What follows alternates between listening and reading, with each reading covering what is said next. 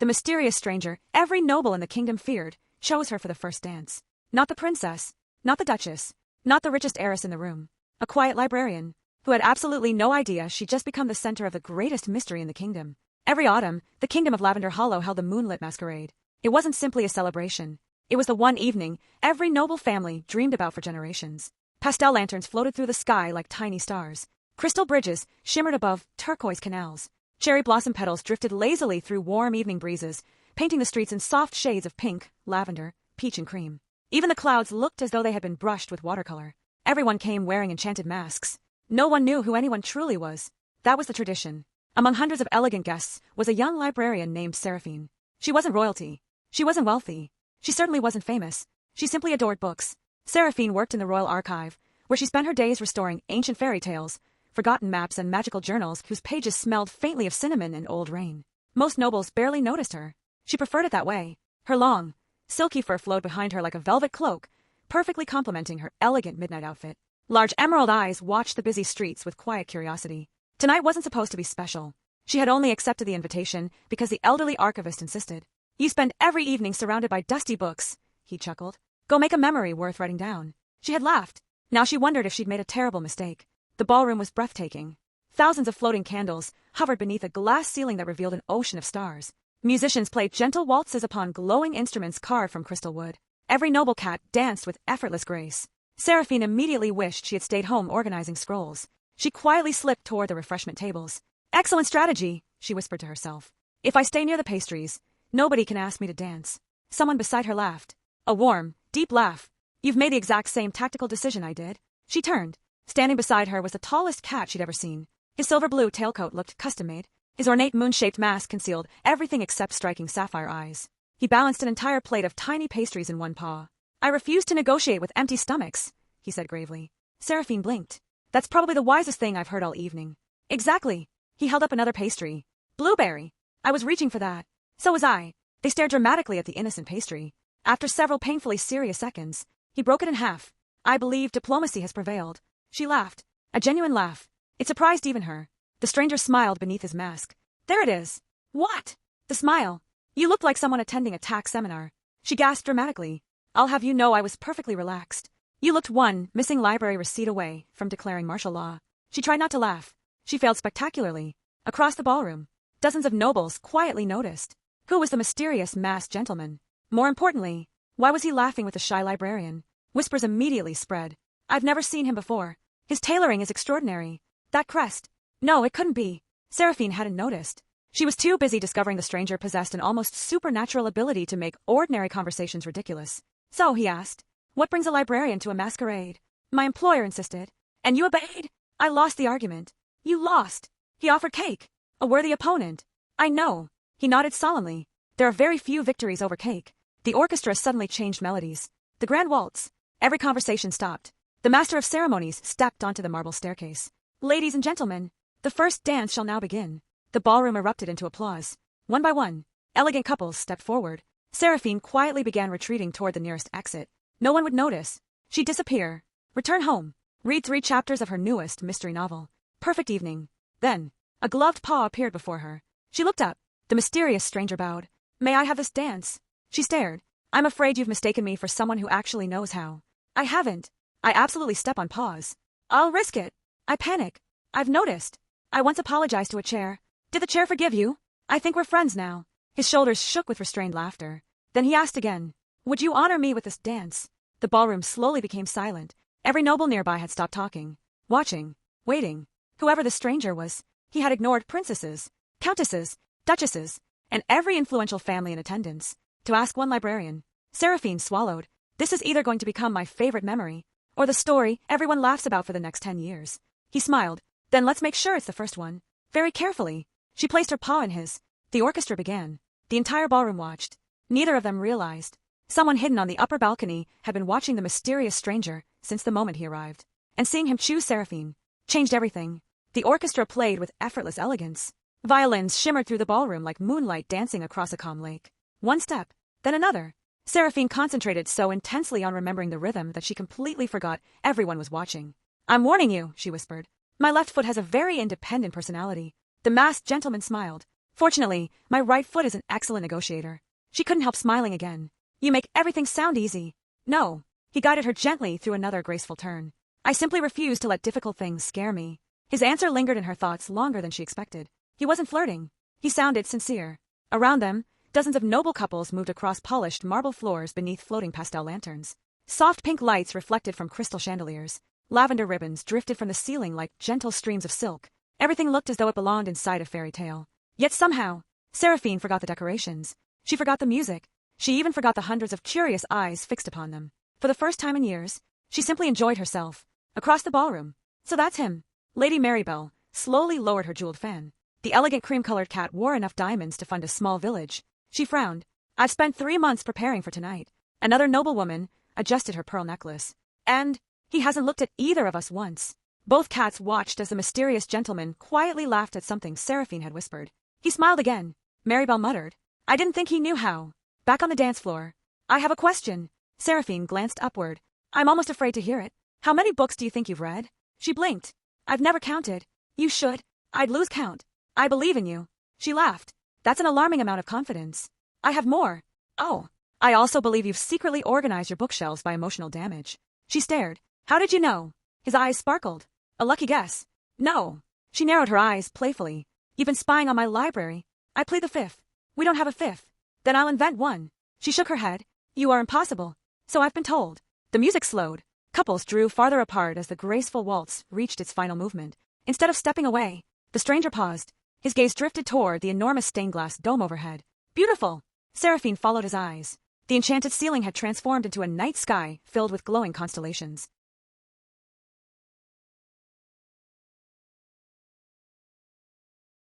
Silver stars slowly rearranged themselves into legendary heroes from ancient stories.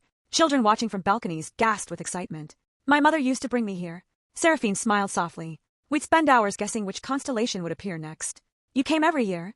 Every year. And now. Her smile became quieter. I kept coming. Even after she passed away.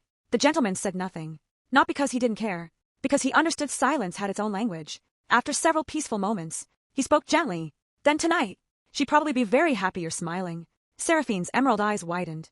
No one had ever said something so simple, yet somehow so comforting. She looked away before he noticed the tears beginning to gather.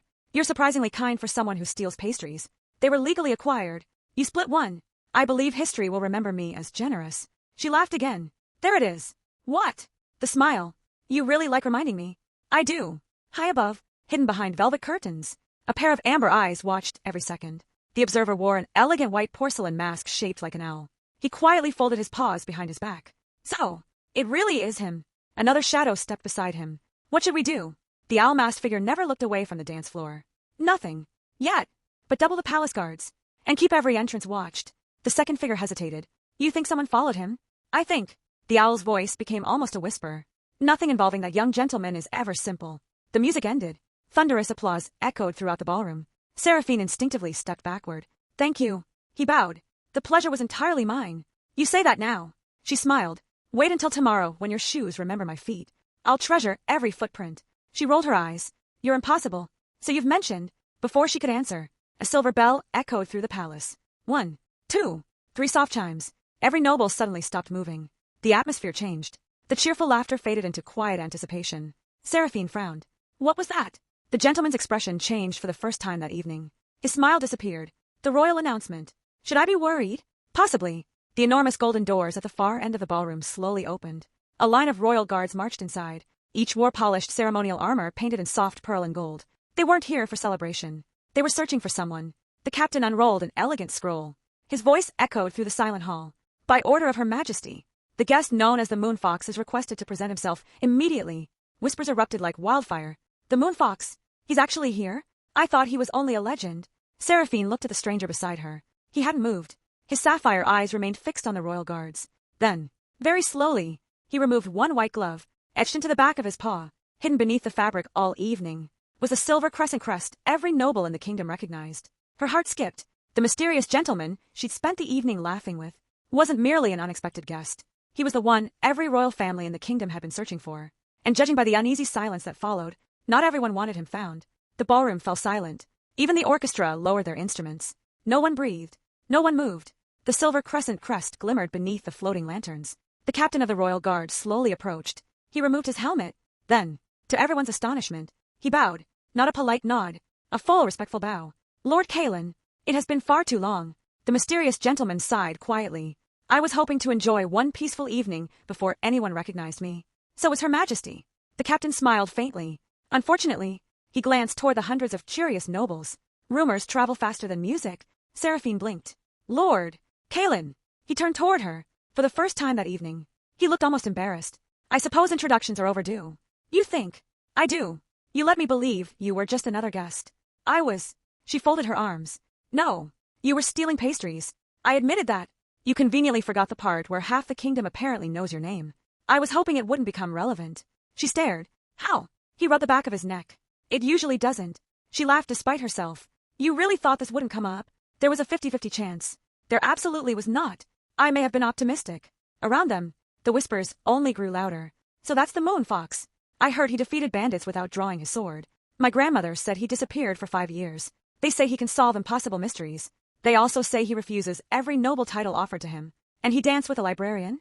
Every pair of curious eyes drifted toward Seraphine. She immediately wished the polished marble floor would politely open and swallow her. Caelan noticed. You dislike attention. I catalog old books. She gestured helplessly toward the ballroom. I am not built for whatever this is. You've handled it remarkably well. I nearly introduced myself to a fountain earlier because I thought it was a duke. Did the fountain seem offended? I apologized anyway. His shoulders shook with laughter. There it is again. What? You made me laugh. I've been doing that all evening. I noticed. The captain cleared his throat. My lord, Her Majesty requests your presence. Caelan nodded. I expected as much. Then he looked toward Seraphine. I owe you an apology. For what? I suspect your quiet evening has become considerably louder. She smiled. I was never going to escape unnoticed after dancing with you. I'm afraid not. There was genuine regret in his voice. If I could have chosen differently, I'd still have asked you. The words caught her completely off guard. For a heartbeat, neither of them spoke. The ballroom seemed to disappear again. Only the two of them remained. Then, Lord Caelan, a bright voice interrupted. A graceful silver-furred noblewoman hurried toward them. She wore a breathtaking gown decorated with tiny moonflowers that shimmered with every step. She was beautiful, elegant, composed, everything Seraphine believed she was not. Lady Celestine. Caelan greeted her politely. It's good to see you. And you. She smiled warmly. The queen has been worried. I know. Her eyes shifted toward Seraphine. For only the briefest moment, something unreadable flickered across her expression. Curiosity, surprise, disappointment. It vanished too quickly to tell. So, Lady Celestine said gently, this must be the librarian. Seraphine blinked. You've heard of me? Caelan answered before Celestine could. I may have mentioned meeting someone fascinating. Seraphine looked at him. You what? It came up. When? About 5 minutes ago. You were already talking about me? I have an excellent memory. She covered her face dramatically. Oh no. What? I've become conversation. You became conversation the moment you declared war on pastries. I did not declare war. You challenged one. It was blocking the blueberry tart. A heroic sacrifice. She laughed so suddenly she nearly lost her balance. Without thinking, Caelan reached for her paw. His grip was gentle, steady, just enough to keep her from stumbling. Their eyes met. Neither of them let go immediately. Around the ballroom, several nobles quietly noticed. Lady Celestine noticed too. She smiled, but there was the faintest hint of sadness hidden behind it. She lowered her gaze for just a second before recovering her usual warmth. The queen really is waiting. Caelan nodded. You're right. He reluctantly released Seraphine's paw. I should go. She nodded. Royalty tends to dislike waiting. So I've learned. He hesitated, then reached into his coat. From an inner pocket, he removed a tiny silver bookmark shaped like a crescent moon.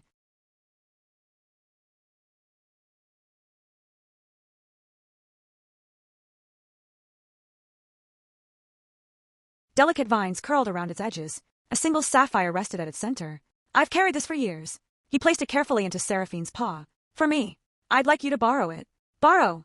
I expect it back. She smiled. So you're planning to see me again? If you'll allow it. She looked down at the little bookmark. Then back into those familiar sapphire eyes. I think. I'd like that. A genuine smile spread across his face. The kind that reached his eyes.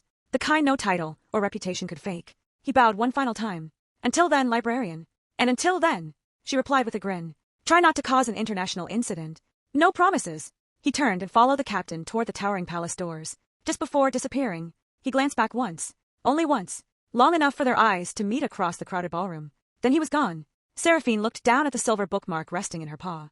She smiled without realizing it. She had come to the masquerade expecting one ordinary evening. Instead, she had met the kingdom's greatest mystery. What she didn't know was that somewhere beyond the palace walls, a pair of cold golden eyes had watched Lord Caelan leave.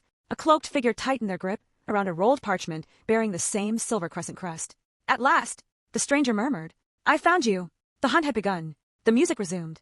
Conversations returned. Laughter slowly drifted back through the ballroom. Yet for Seraphine, everything felt strangely quieter.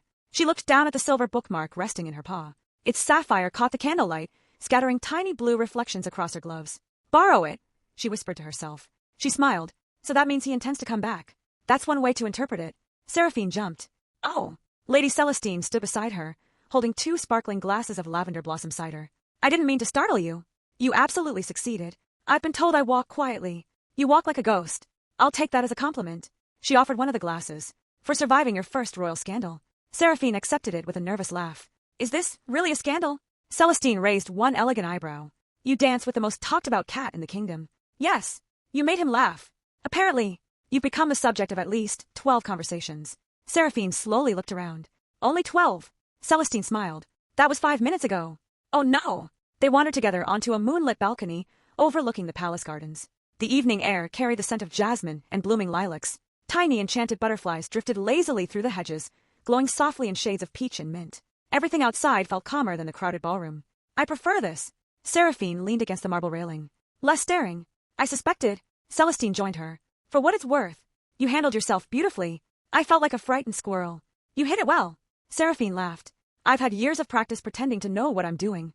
Most adults do." They shared a knowing smile. After a comfortable silence, Seraphine finally asked the question that had been growing in her mind all evening. "Who is he?" Celestine looked toward the stars. "That's a difficult question. I have time." "No." She smiled faintly. "I mean there isn't one simple answer. When we were kittens," Celestine began, "Caelan wasn't interested in titles. He wasn't. He preferred climbing library roofs." Seraphine blinked. "Library roofs." He insisted they had the best sunsets. "That sounds exactly like him." Celestine chuckled. "He'd disappear for hours. Sometimes he'd return carrying injured birds. Sometimes lost children. Once," she laughed quietly, "he returned with an entire family of ducklings following him." Seraphine couldn't help laughing. "You're making that up." "I wish I were." "What happened?" "He spent 3 weeks trying to convince them they weren't cats." Seraphine laughed so hard she nearly spilled her drink. "I can actually imagine that." "So can I. But everything changed." Celestine's smile slowly faded. 7 years ago, the old king died. The kingdom became uncertain. Seraphine listened carefully. There were arguments, families competing for influence. Ancient secrets resurfaced. And then, Caelan disappeared. For 5 years. No letters. No explanations. No one knew whether he was alive. Seraphine frowned. "And now he's back." "Yes, but different." "In what way?" Celestine searched for the right words. "He smiles less. Except tonight." Seraphine lowered her eyes. "I noticed. So did everyone else." Before either of them could continue, a palace servant hurried onto the balcony. "Lady Seraphine?" She looked up. "Yes." The servant bowed respectfully. "Someone requested this be delivered to you." He presented a small cream-colored envelope sealed with silver wax. There was no name, only a tiny crescent moon. Seraphine carefully opened it. Inside, one handwritten sentence. "Meet me where stories sleep. Midnight. Come alone." Her heart skipped. There was no signature. None was needed. Celestine recognized the handwriting immediately. She smiled. "He certainly works quickly." Seraphine folded the letter. "Is this normal?" Nothing about Caelan is normal.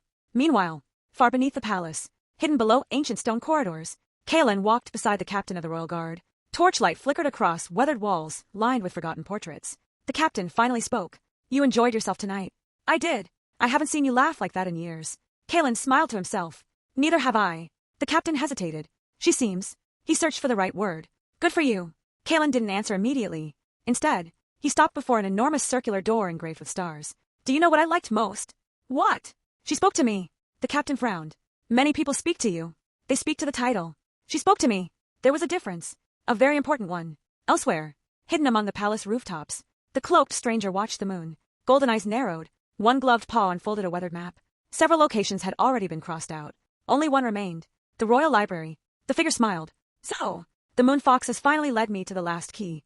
A cold breeze swept across the rooftops. Below, Seraphine tucked the mysterious note safely inside her sleeve. She had no idea that accepting one invitation to dance had quietly placed her in the middle of a centuries-old mystery that was only beginning to unfold. Midnight arrived quietly.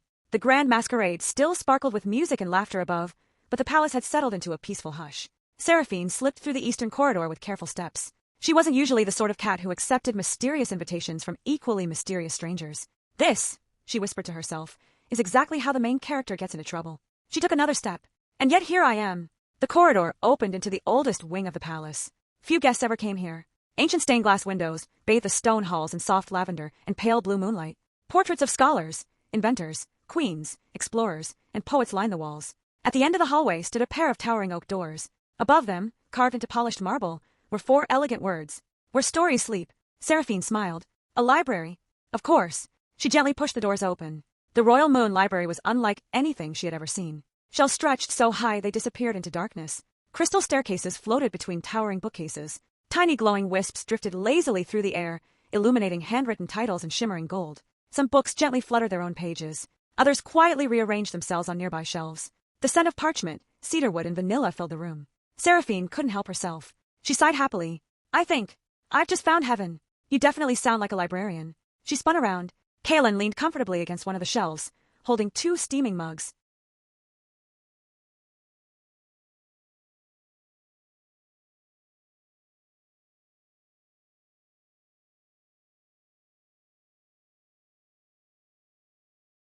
I wasn't sure whether you'd come. I wasn't either. She accepted one mug. What is it? Vanilla cinnamon tea. She took a careful sip. Okay. He raised an eyebrow. Okay. You've ruined ordinary tea forever. I'll apologize later. No. She smiled. Don't. For several peaceful moments, neither of them spoke. Instead, they wandered slowly between endless shelves. It didn't feel awkward. It felt easy. Eventually, Seraphine broke the silence. So, you still owe me several explanations. I suspected as much. She counted on her fingers. Who are you? A traveler. That's not an answer. A reluctant noble. Better. The Moon Fox. He smiled. A nickname. Who gave it to you? I honestly don't remember. She looked unconvinced. You absolutely remember. I do. And it embarrasses me. Even better. He sighed dramatically. I climbed onto the palace roof when I was 12. Naturally. The queen couldn't find me. So I refused to come down until someone returned a family of foxes that had been trapped by hunters. Seraphine stared. You held the palace hostage? I preferred to call it determined negotiation. You were 12. I had principles. She burst into laughter. I can't believe this. It worked. The foxes were released. And the newspapers needed a dramatic headline. He rubbed the back of his neck. Apparently Moon Fox defies palace sounded impressive. She laughed again. You've been accidentally famous since childhood. Unfortunately, they continued walking. Shelves glided softly aside as though the library itself welcomed them deeper inside. Eventually they reached a quiet reading room. Large windows overlooked moonlit gardens filled with pastel roses. An enormous fireplace crackled gently nearby. Comfortable chairs surrounded low wooden tables. This is my favorite room. Caelan placed his mug down. I used to hide here. You, the famous Moon Fox. I was a nervous kitten once. She looked skeptical. I don't believe you. It's true. What frightened you? He hesitated. Expectations. The playful smile left his face. My family expected perfection. My tutors expected excellence. The kingdom expected leadership. He looked toward the fireplace. Eventually, I wasn't sure anyone remembered I was simply Caelan. Seraphine quietly sat beside him. I do. He looked at her. You've never once introduced me as Lord Caelan, or the Moon Fox, or anything impressive. She shrugged. You stole my pastry. You'll never let that go. Never. His laugh returned. Warm. Natural. Real. You know. Seraphine said thoughtfully. Everyone seems slightly intimidated by you. They do. I'm beginning to think they're all wrong. Oh, I think. She smiled. You're just a giant cinnamon roll wearing expensive clothes. Caelan blinked. What? She covered her mouth. I wasn't supposed to say that out loud. He folded his arms. I require an explanation. It means, she struggled not to laugh, someone who looks intimidating, but is secretly incredibly kind. Silence. Then, he laughed. Not politely. Not quietly. A full, heartfelt laugh echoed through the library. The magical wisps fluttered excitedly above them as though responding to the sound. Somewhere nearby, an elderly owl librarian peeked around a shelf. He smiled knowingly, then quietly disappeared again. After the laughter settled, Caelan looked at her. Thank you. She blinked. For what? For letting me laugh again. His voice was softer now. I didn't realize how much I'd missed it. Their eyes met. Neither looked away. The room felt warmer. The fire crackled gently.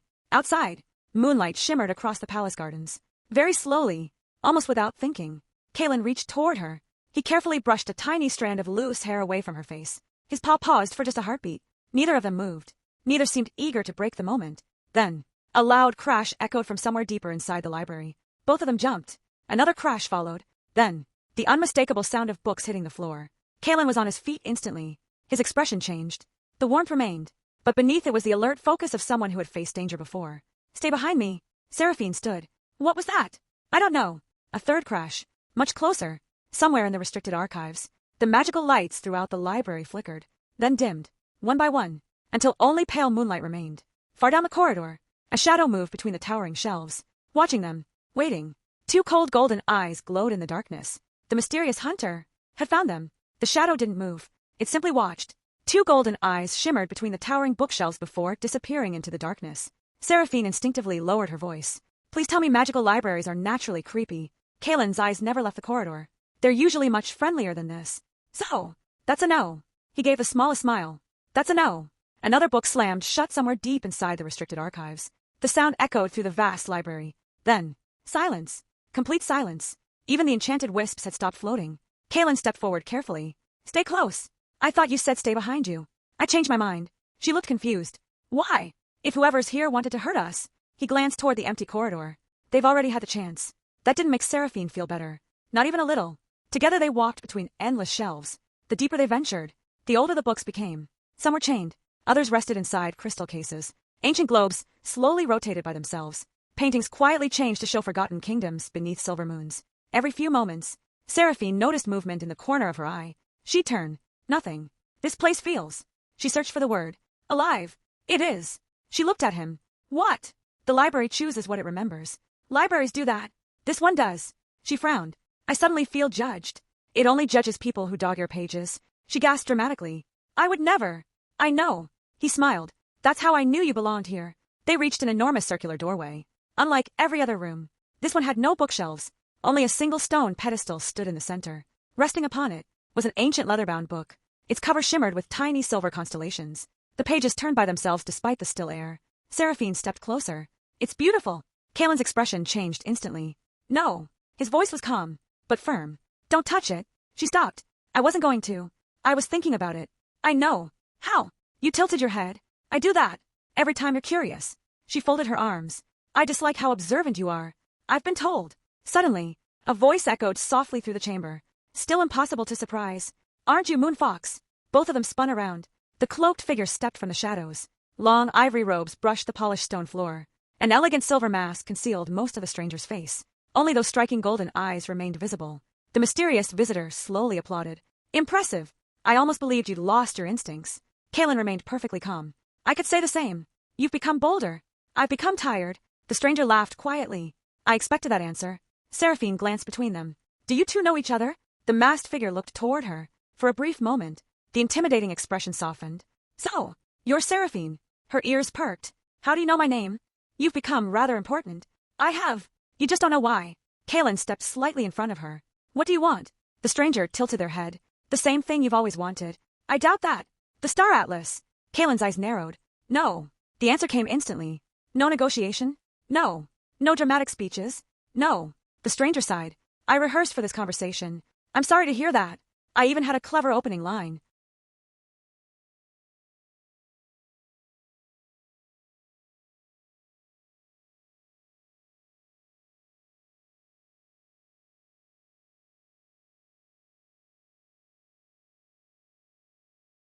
You can save it. I was rather proud of it. Seraphine blinked. She leaned closer to Caelan and whispered.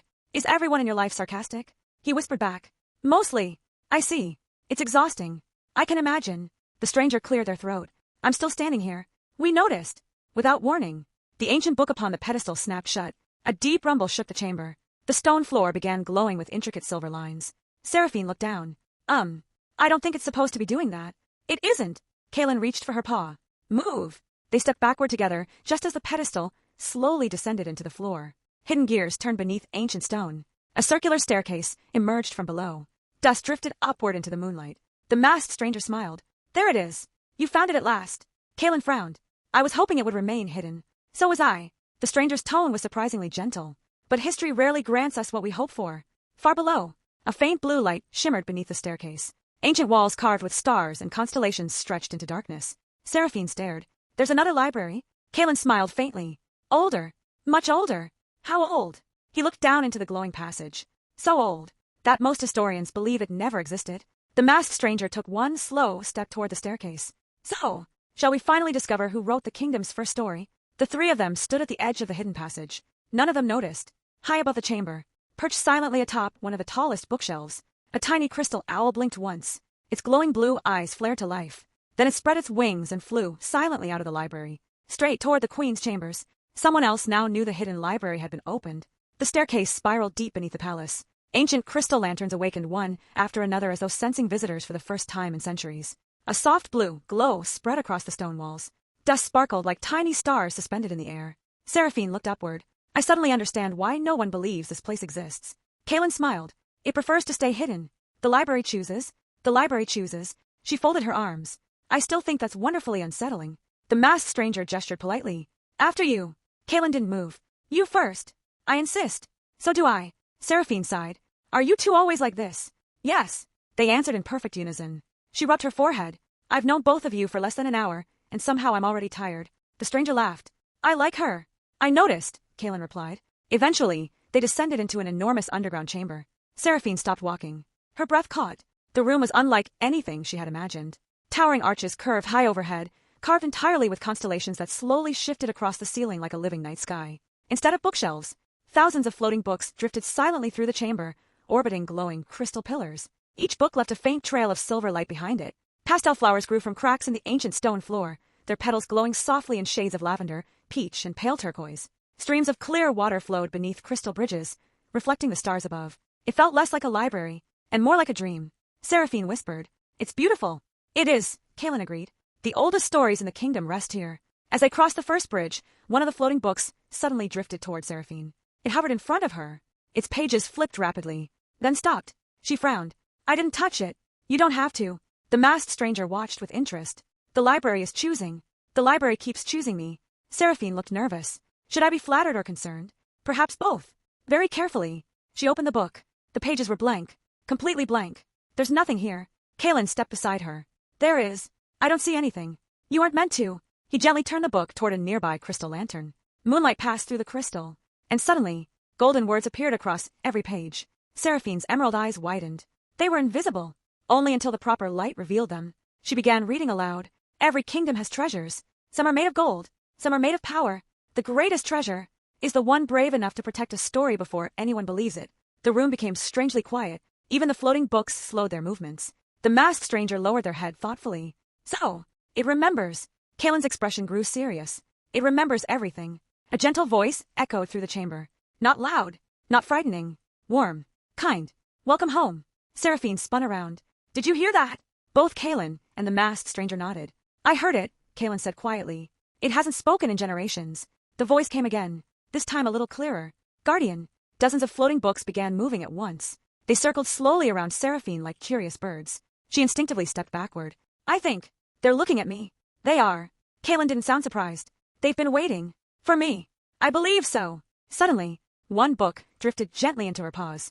Unlike the others, it wasn't covered in leather. It was wrapped in soft midnight blue velvet embroidered with tiny silver stars. The moment she touched it, the room vanished. She found herself standing in a sunlit meadow. Wildflowers stretched as far as the eye could see. The breeze carried laughter. Several young kittens chased butterflies across the grass. One little kitten stopped. He looked remarkably familiar. Bright sapphire eyes, messy hair, a smile full of mischief. Young Caelan. He couldn't have been older than 8. He sat beneath a tree, surrounded by books much larger than he was. An elderly tortoiseshell librarian approached him with a gentle smile. You've already finished all of those? Young Caelan nodded proudly. I liked the adventure one best. And why is that? Because heroes don't always know they're heroes. The elderly librarian smiled. That's true. But remember something. What? The greatest heroes are the ones who make others feel brave. Young Caelan thought carefully, then nodded. I'll remember. The vision shimmered. The meadow dissolved. The flowers faded. Seraphine gasped as she found herself back in the hidden library. The velvet book gently closed itself. She stared at Caelan. That was you. He looked surprised. What did you see? You. She smiled softly. As a kitten. The masked stranger's golden eyes widened. It showed you a memory? She nodded. A happy one. Caelan looked at the velvet book with quiet disbelief. It hasn't shared memories in decades.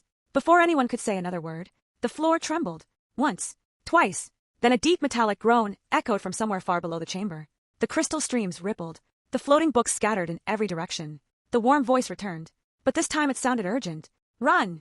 A second tremor shook the library. From the darkness beyond the farthest archway, a pair of enormous stone doors began to open. Ancient gears ground against one another. A cold wind rushed through the chamber. And from the darkness beyond, a slow, heavy footstep echoed. Then another. Then another. Something had awakened beneath the library, and it was coming toward them. The footsteps grew louder. Slow. Heavy. Ancient. Each one sent ripples across the crystal streams, winding through the hidden library. The floating books scattered like startled birds. Several darted behind towering pillars. Others disappeared high into the enchanted ceiling. Seraphine instinctively moved closer to Caelan. Please tell me that's just a very enthusiastic librarian. Caelan never looked away from the darkness. I wish it were. The masked stranger quietly removed a long silver staff from beneath the flowing robes. So, it really woke.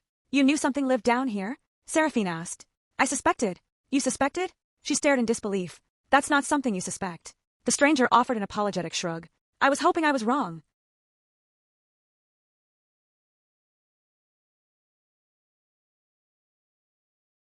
The massive stone doors finished opening. Darkness lingered beyond them. Then, a warm blue light slowly appeared. Not from a torch, not from magic, from two enormous glowing eyes. A colossal figure emerged from the shadows. Its body was carved from smooth white stone veined with shimmering silver crystal. Great feathered wings folded neatly against its back. Instead of paws, it walked upon powerful lion-like legs. A sweeping tail glided behind it, leaving tiny trails of stardust across the floor. Its face resembled a majestic owl. Wise, ancient, calm. The creature stood nearly twice the height of the library shelves. Seraphine's jaw slowly dropped. It's beautiful. The creature tilted its enormous head. Then, it spoke. Its voice echoed gently through the entire chamber. At last, someone answered the library's call. Caelan lowered his head respectfully. Keeper. The ancient guardian regarded him kindly. You have returned. I have. You have grown. I've certainly become older. The keeper gave what could only be described as a quiet chuckle. So have I. Seraphine blinked. You're friends. We've met. Caelan smiled. Long ago. The keeper's glowing gaze slowly shifted toward Seraphine. And this must be the reader. She looked behind herself. Reader. There is no one else here. Oh. She pointed to herself. You mean me? I do. The enormous guardian stepped forward with astonishing gentleness. Every movement carried centuries of quiet dignity. You opened the memory book. I did. You listened. I think so. You laughed. She smiled. I definitely did. The keeper's eyes shimmered warmly. Good. The masked stranger looked puzzled. I've spent years searching for this place. I've studied every map, every legend. I've solved every clue. The keeper nodded. You did. So why did the library never reveal itself? The ancient guardian smiled. Because it was waiting for someone who came looking for stories, not treasure. Silence settled over the chamber. The stranger slowly lowered the silver staff, then laughed quietly. That's actually rather humbling. The keeper turned toward Seraphine once more. The Star Atlas cannot be owned. It cannot be bought. It cannot be conquered. It chooses. Seraphine frowned. But I don't even know what it is. Exactly. The keeper smiled. That is why you may be trusted. Without warning. The chamber brightened. Thousands of floating books lifted into the air simultaneously. They circled overhead in graceful spirals. The crystal streams glowed brighter than ever before. At the center of the room, a circular platform slowly rose from beneath the floor. Resting upon a crystal pedestal was a single book unlike any other. Its cover looked as though it had been woven from the night sky itself. Tiny constellations shimmered across deep blue velvet. Whenever one star faded, another appeared. The book seemed alive. Seraphine whispered, Is that the Star Atlas? The keeper inclined its great head. It remembers every story ever told, and every story yet to begin. Very slowly, the Star Atlas opened by itself. Golden pages turned without a breeze. 1, 2, 3, then stopped. The words upon the page began writing themselves. No pen, no ink, just shimmering golden letters appearing one after another. Seraphine stepped closer. She read aloud. The greatest adventures are never found by those seeking glory. Another line appeared. They are found by those willing to open the next page. She smiled. I like that. So do I. Caelan admitted softly. Their eyes met. The library around them seemed to disappear for a moment. Neither of them spoke. Neither needed to. Then, the keeper gently cleared its throat, a sound remarkably similar to an owl politely coughing. I do apologize, but I believe someone has been trying very hard to tell the young lady something all evening. Seraphine looked confused. Caelan suddenly looked far less confident than he had facing ancient mysteries. The masked stranger folded both arms. Oh, this should be entertaining. Caelan sighed. I liked you better when you were mysterious. I still am. You absolutely are not. The keeper's eyes twinkled. Go on. We have waited several centuries. We can spare another minute. Caelan laughed, shaking his head. You're all impossible. He turned back to Seraphine. The confident noble, the legendary moon fox, suddenly looked like the nervous kitten from the memory she'd witnessed. He took a slow breath. Seraphine, I invited you here because... Before he could finish, a loud horn echoed through the ancient halls. Then another. The crystal owl from earlier swooped into the chamber, circling urgently overhead. It landed on the keeper's shoulder. Its blue eyes flashed rapidly. The keeper's warm expression faded. The queen has arrived. Caelan blinked. So quickly. The keeper nodded. And the great guardian looked toward the library entrance. She did not come alone. The horn echoed again. Long, deep, powerful enough to make the floating books pause in midair. The crystal owl fluttered from the keeper's shoulder and landed upon the star atlas. Its glowing blue eyes blinked urgently. The keeper listened without interrupting. Finally, it nodded. I understand. The owl spread its wings and disappeared into the darkness once more. Seraphine looked between everyone. Should someone explain what's happening? Caelan smiled apologetically. That would probably help. I was beginning to think so. Footsteps approached. Not hurried. Measured. Confident. Whoever was coming wasn't afraid of the hidden library. The enormous stone doors opened once again. A tall figure entered beneath a flowing ivory cloak embroidered with silver constellations. Unlike everyone else at the masquerade, she wore no mask. A delicate silver crown rested upon her head. Her emerald eyes carried decades of wisdom, and just enough mischief to suggest she enjoyed surprising people. Every cat in the chamber bowed, even the masked stranger. Even the keeper lowered its great head. The queen smiled. Please, if we're beneath the library, formalities can wait upstairs. Her gaze settled upon Seraphine. So, you must be the librarian. Seraphine bowed awkwardly. Your Majesty, I wasn't expecting to meet royalty tonight. The queen chuckled. I imagine you've said that several times already. Yes, and yet. She smiled knowingly. Here you are. The queen walked slowly around the chamber, admiring the floating books. I remember coming here as a kitten. She reached out. One ancient book drifted happily into her paws. I got lost for 6 hours. Seraphine blinked. The palace guards found me asleep under a history shelf. Caelan laughed. I remember that story. You were the one who convinced everyone to search the kitchens first. I thought you might have become hungry. I had. The queen looked at Seraphine. You see, he has always solved problems, just not in the expected order. Finally, the queen's expression became serious. There is something you deserve to know. She turned toward the keeper. May I? The ancient guardian inclined its head. The story belongs to all who protect it. The queen faced Seraphine. The star atlas does not predict the future. It preserves possibilities. It records acts of courage, kindness, forgiveness, hope. It remembers the moments that changed the course of history. Seraphine looked at the glowing book. So, it's not magic that chooses someone. No. The queen smiled warmly.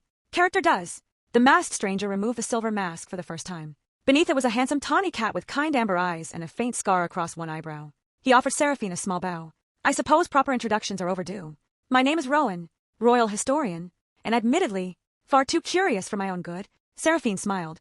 I had noticed. Rowan laughed. I've been chasing legends for 20 years. And today, I finally learned something important. What? He looked around the hidden library. I wasn't searching for the wrong place. I was searching for it. For the wrong reason. The keeper nodded approvingly. A lesson many never learn. The queen stepped beside Caelan. You disappeared for 5 years. You returned carrying burdens no one else could see. She placed a gentle paw on his shoulder.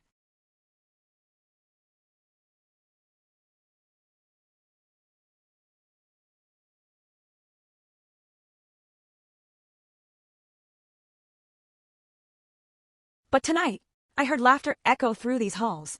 I haven't heard that sound from you since you were a kitten. Caelan looked toward Seraphine. Neither of them said a word. They didn't have to. The queen noticed anyway. She smiled to herself. I suspected as much. The keeper spread its magnificent wings.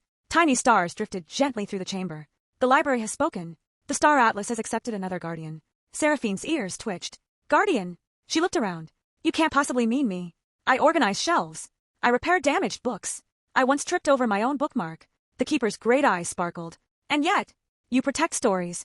You preserve knowledge. You remind others why hope matters. It is enough. The star atlas glowed brighter than ever before. One final sentence slowly appeared upon its golden page. All 4 of them read it together. Every great story begins with a single page. Another line shimmered into existence. But the best ones are written together. Silence filled the chamber. A comfortable silence. The kind shared between friends who understood one another. Caelan quietly stepped beside Seraphine. So, she looked up at him. So, you still have my bookmark. She smiled mischievously. I do. I suppose that means I'll have to see you again. She pretended to think.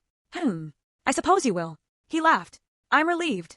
Why? Because I wasn't sure how I'd ask. She grinned. You already did. Before either of them could become embarrassed. The queen cleared her throat dramatically. Oh, don't mind me.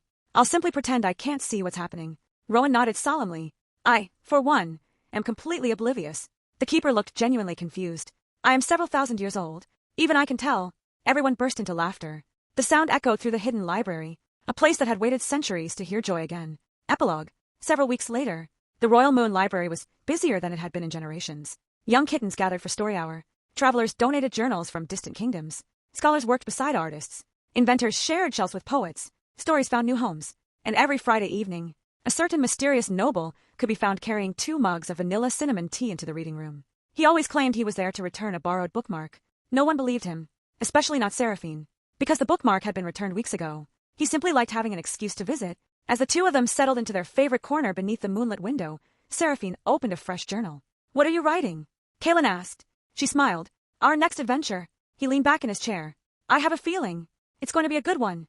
Outside, pastel lanterns drifted into the evening sky, and somewhere high above, a crystal owl circled once before disappearing among the stars.